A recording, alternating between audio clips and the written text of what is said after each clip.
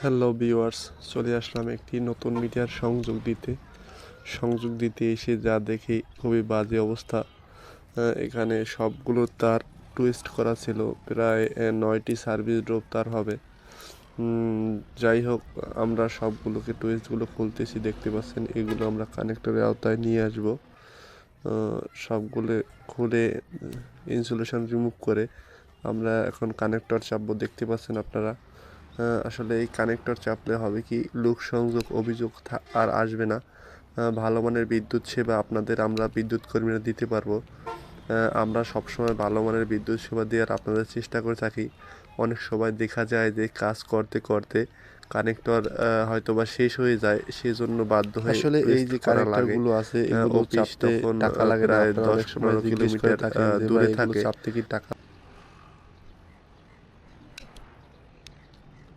ভাই